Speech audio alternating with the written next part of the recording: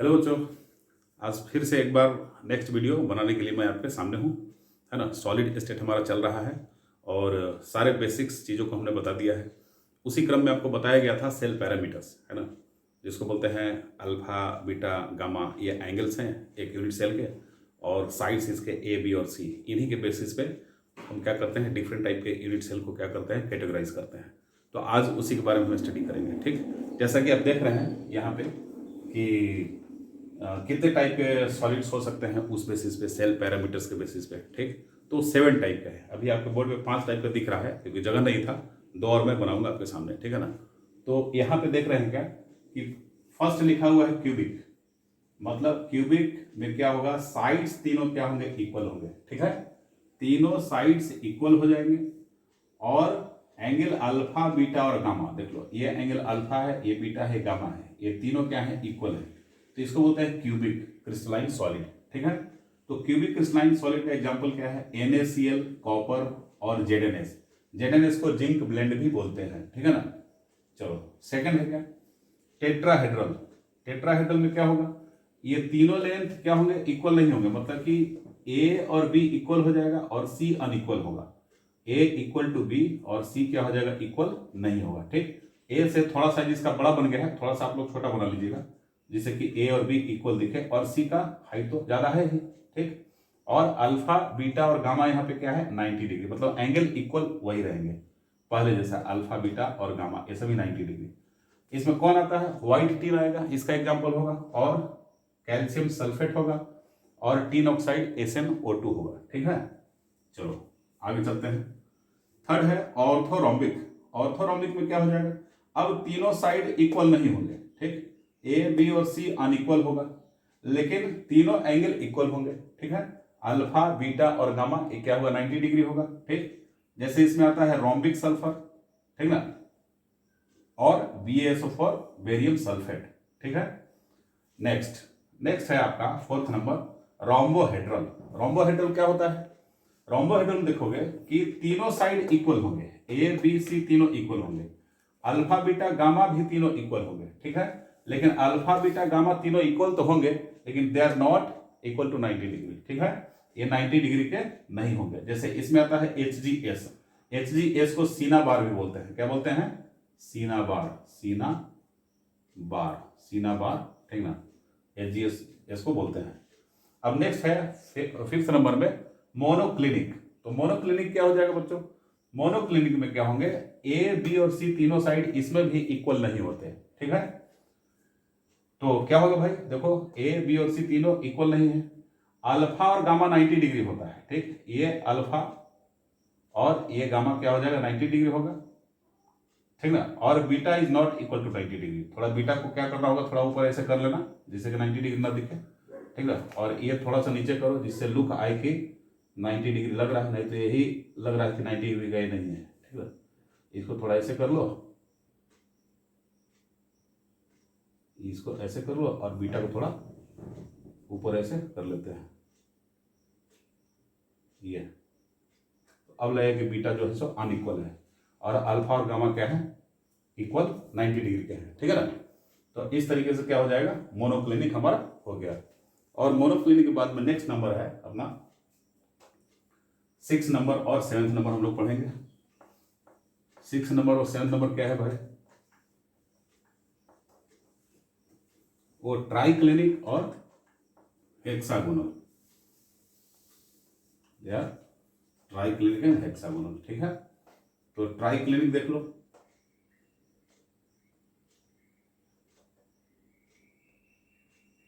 Triclinic इसमें क्या होगा, इसमें A is not equal to B is not equal to C, तीनों मतलब इक्वल नहीं होंगे। ठीक है, और यहां पे क्या हो जाएगा, alpha is not equal to beta is not equal to gamma is not equal to 90 degree. ये देख लो, तीनों सभी पैरामीटर्स यहां पे क्या है, अनइक्वल आपके होने जा रहे हैं। ठीक है, इसको बोलते हैं क्या, ट्राई क्लिनिक बोलेंगे। ठीक है, तो ये जो है ट्राई क्लिनिक आपका, देखो इसमें क्या होगा, इसमें हमारा बनेगा कुछ इस तरीके से।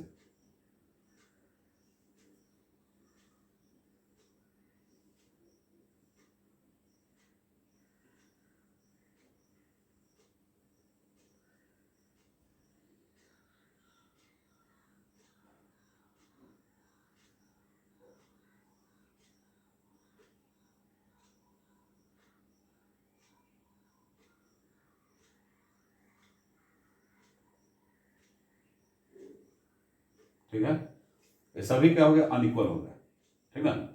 इसको यदि ए मानते हैं, इसको बी मानते हैं, इसको सी मानते हैं, ठीक, तो ये जो हुआ आपका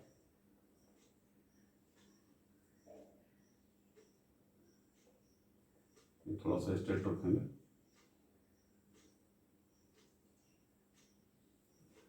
ये देखो बी और सी का ये क्या है, ये सी है, ए और सी के बीच का एंगल क्या हो जाएगा, बीटा हो जाएगा, ठीक, और बी और सी का ये एंगल क्या हो जाएगा, ये एंगल अल्फा हो जाएगा, ठीक है। चलो ये ए है और ये बी है, ये एंगल क्या हो जाएगा, गामा हो जाएगा। ये सभी क्या है, अनइक्वल है, ठीक ना। तो A is not equal to B and B is not equal to C, alpha beta gamma 90 degree. अब 7th नंबर हमारा आता है क्या, हेक्सागोनल, ठीक, हेक्सागोनल। अब देखो इसका एग्जांपल क्या हो जाएगा, इसका एग्जांपल पोटेशियम डाइक्रोमेट K2Cr2O7 इसका एग्जांपल है, और है CuSO4 5H2O copper sulphate pentahydrate, K2Cr2O7 potassium dichromate और CuSO4 5H2O, ठीक। हेक्सागोनल में क्या हो जाएगा, ये देख लो, हेक्सागोनल में क्या होंगे, यहाँ पे A इक्वल टू बी होता है, B नॉट इक्वल टू सी, ठीक, और अल्फा और बीटा क्या होगा, यहाँ पे 90 डिग्री हो जाएगा, और गामा यहाँ क्या होता है 120 हो जाता है। देखो ध्यान से ऐसे समझने की कोशिश करेंगे, ये हेक्सागोन हमारा है, ठीक ना, और हेक्सागोन के बाद में ऐसे कंटिन्यू हो जाएगा,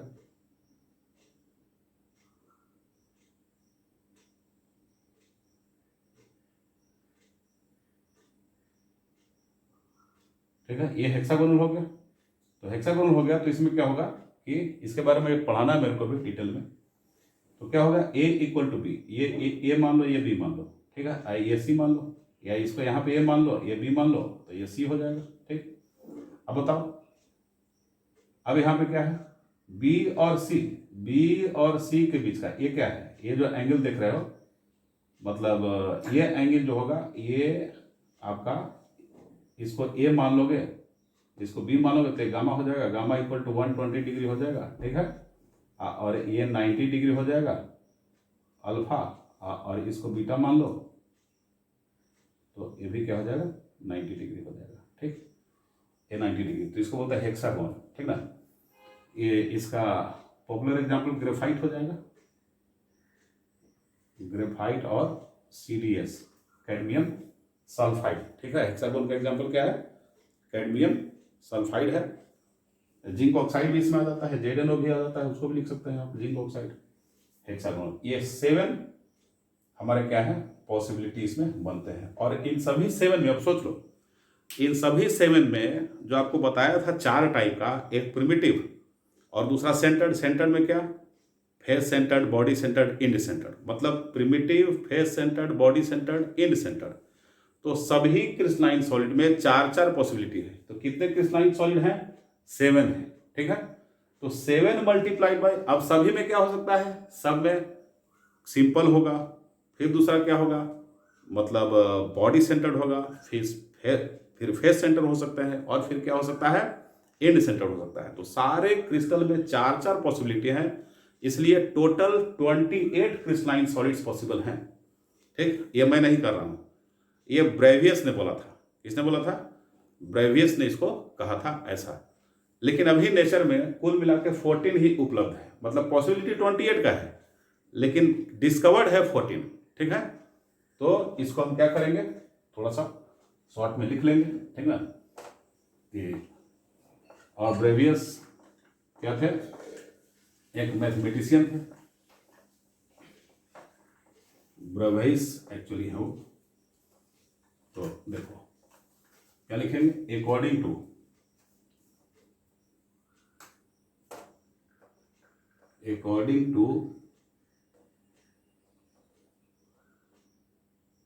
ठीक है, Bravais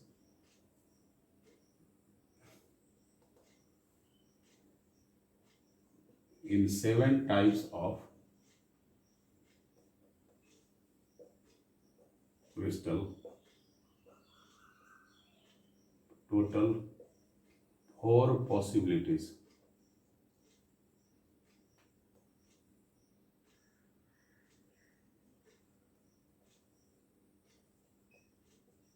can be possible in them. तो इस तरीके से टोटल क्रिस्टल कितने हो जाएंगे, टोटल क्रिस्टल जो आपको हो गया सब में 4, तो 7 × 4 28 पॉसिबिलिटी है, ठीक ना, ये 28 पॉसिबिलिटी है, ठीक। But out of these 28 only 14 has been discovered, मतलब और होंगे तो अभी पता नहीं, डिस्कवर्ड 14 को क्या किया गया है, डिस्कवर्ड किया गया, ठीक है। तो इसलिए इनको बोलते हैं these structures are therefore these structures are Bravais lattice। In structure को क्या बोलते हैं, these structures are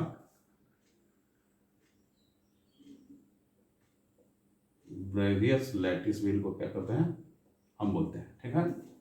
चलते हैं अब हम लोग अपने नेक्स्ट टॉपिक पे आते हैं। अब नेक्स्ट टॉपिक में क्या होगा, मैं आपको बताऊंगा कि कोऑर्डिनेशन नंबर क्या होता है, पैकिंग फ्रैक्शन क्या होता है, ठीक है, पैकिंग एफिशिएंसी किसको बोलते हैं, ठीक है ना, वॉइड्स क्या होता है, इसके बारे में हम लोग अब स्टडी करेंगे 1 by 1 करके, ठीक ना। तो चलते हैं, वेलकम सुबोधदेव। अब देखते हैं कि कितने तरह के और हो सकते हैं पॉसिबिलिटीज हमारे।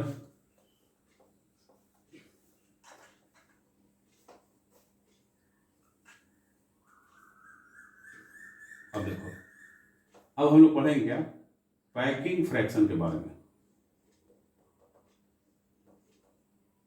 पैकिंग फ्रैक्शन, ठीक है, पैकिंग फ्रैक्शन। चलिए, शायद मैं दोबारा इस टॉपिक को डील कर रहा हूं, लेकिन आपको प्रीवियस वीडियो में पढ़ा दिया गया है, कोई बात नहीं, लिख देते हैं। पैकिंग फ्रैक्शन का मतलब हुआ कि एक यूनिट सेल में कितने पॉसिबल एटम्स हैं, ठीक ना, इफेक्टिव नंबर।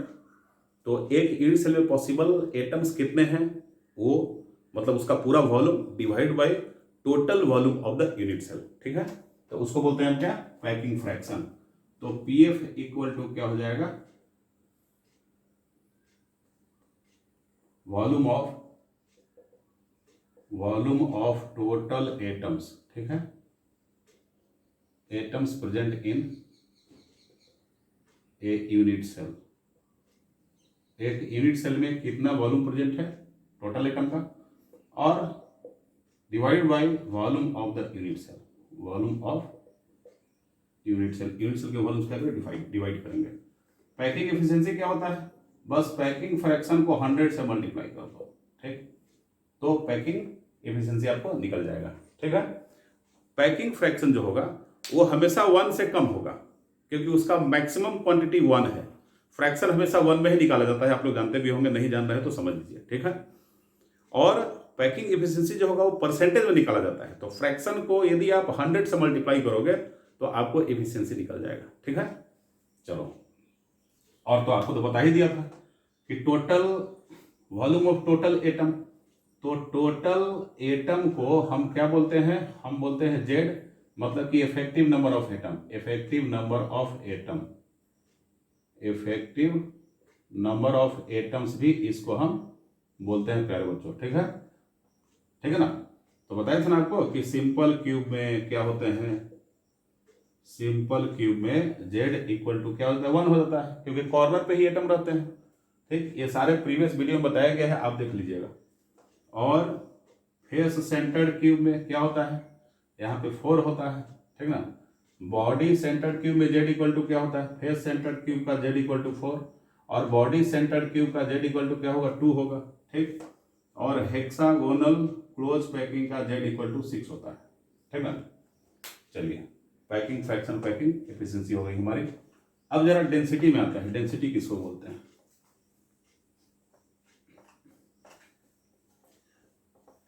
डेंसिटी मतलब क्रिस्टलाइन सॉलिड का डेंसिटी क्या होगा। तो डेंसिटी क्रिस्टलाइन सॉलिड का वही होगा जो एक पूरे सॉलिड का होगा। क्यों, क्योंकि हम इतना बड़ा आयरन का टुकड़ा लेते हैं, बहुत बड़ा आयरन, उसकी डेंसिटी, और छोटे से आयरन का पीस, उसकी डेंसिटी सेम ही होगी, ठीक ना। क्यों, क्योंकि मास पर यूनिट वॉल्यूम है। पर यूनिट वॉल्यूम में कितना मास पैक्ड है। तो एक छोटा से छोटा सैंपल भी आपको बता देगा कि एक पर यूनिट वॉल्यूम में कितना मास उसका आ सकता है। एक बड़ा सा सैंपल भी वही आपको रीडिंग देगा। ठीक, डेंसिटी कभी भी चेंज नहीं करता है, ठीक ना, किसी एक सॉलिड मटेरियल का। ठीक, अब देख लो, जब चेंज नहीं करता तो हम क्या देखेंगे, यहां देखते हैं डेंसिटी की बात हो रही है। किसकी बात हो रही है? डेंसिटी की। ठीक ना, डी इज इक्वल टू क्या हो जाएगा भाई? Mass by volume. ठीक ना, तो मास किसका? Mass of total atoms present in unit cell. ठीक है, यूनिट सेल में टोटल एटम का मास क्या प्रेजेंट है वो हो जाएगा। और सेकंड है volume of the unit cell, volume of unit cell. ठीक है, तो mass of total atom in unit cell, volume of the unit cell. ठीक, अब टोटल एटम का मास क्या हो जाएगा? तो हम क्या करेंगे, एक एटम के मास से मल्टीप्लाई कर देंगे टोटल एटम को, मास को। ठीक है, एक एटम का mass multiplied by total atom. ठीक, और एम जो है, एम है मोलर मास। क्या है? Molar mass. एम क्या होता है? Molar mass. ठीक ना, तो मोलर मास जो है वो मास है किसका? एवोगाड्रो नंबर के बराबर एटम है उसका मास है। मतलब मोलर मास क्या होता है? मास ऑफ, ये मोल कॉन्सेप्ट आप लोग जानते होंगे। ठीक है, कि एवोगाड्रो नंबर के बराबर एटम्स या मॉलिक्यूल हैं तो उसके मास को जब ग्राम में हम मेजर करते हैं तो उसको बोलते हैं मोलर मास। तो मास ऑफ, ठीक, ए नॉट ए एटम्स। ठीक, तो ऐसे भी यूनिटरी मेथड लगा दोगे क्या, कि ए नॉट ए एटम का मास जो है एम है, तो एक एटम का मास क्या होगा? M by A naught A होगा। ठीक है, तो वही एक एटम का मास क्या हो जाएगा? M by A naught A. M by A naught A एक एटम का मास हो गया, तो जेड से मल्टीप्लाई कर दिया तो टोटल एटम का मास निकल जाएगा जो कि यूनिट सेल में प्रेजेंट है, और divide by A cube. Unit cell का साइड मान लो क्या है, अधिकतर केसेस में यूनिट सेल हम मानते हैं क्या? क्यूबिकल मान लेना है। ठीक ना, तो क्यूबिकल स्टैंडर्ड माना गया है, तो ए क्यूब यहाँ पे दे दिया गया। तो Z into M divide by A naught A, फिर Z multiplied by M divide by A naught A divide by A cube. ये हो गया डेंसिटी का आपका फार्मूला। ठीक ना, डेंसिटी का। और अच्छे से लिखना चाह रहे हैं तो हो जाएगा Z into M divide by A cube multiplied by A naught A. ये भी हो जाएगा, लिख लो इसको। ठीक, तो ये हो गया डेंसिटी। अब चलते हैं अपन कोऑर्डिनेशन नंबर के बारे में सीखेंगे कुछ। ठीक ना, तो नेक्स्ट कोऑर्डिनेशन नंबर हुआ। कोऑर्डिनेशन नंबर क्या है भाई? अब एक एटम से सटे हुए चारों तरफ कितने एटम्स प्रेजेंट है, एकदम जस्ट नेक्स्ट, तो उसी को हम बोलते हैं क्या? कोऑर्डिनेशन नंबर बोलते हैं। ठीक है ना, तो कोऑर्डिनेशन नंबर के बारे में स्टडी कर लेते हैं। कोऑर्डिनेशन नंबर,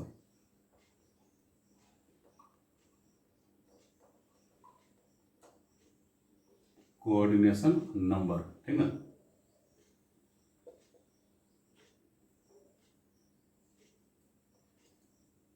ये क्या होता है कोऑर्डिनेशन नंबर भाई?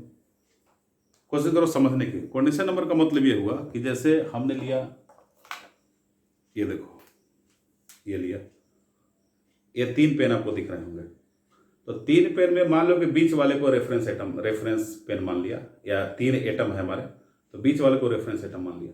तो ये बीच वाला एकदम जस्ट आसपास में कितने एटम के डायरेक्ट टच में है?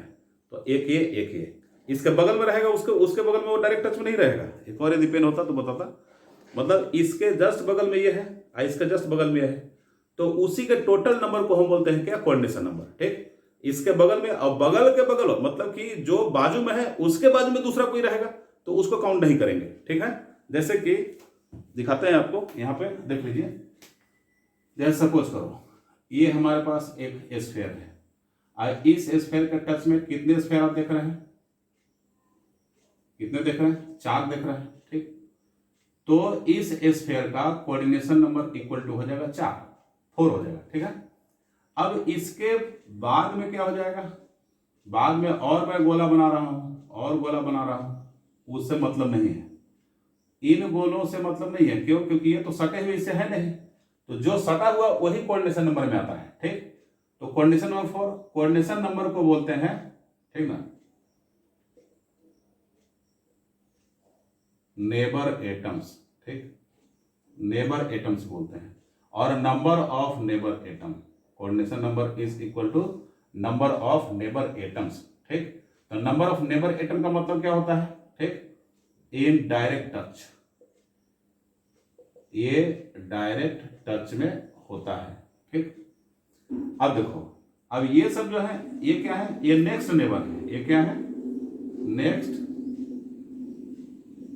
नेबर एटम, ये नेक्स्ट नेबर एटम हो गया, ठीक है ना, नेक्स्ट नेबर एटम। तो ये हुआ हमारा क्या, कोऑर्डिनेशन नंबर।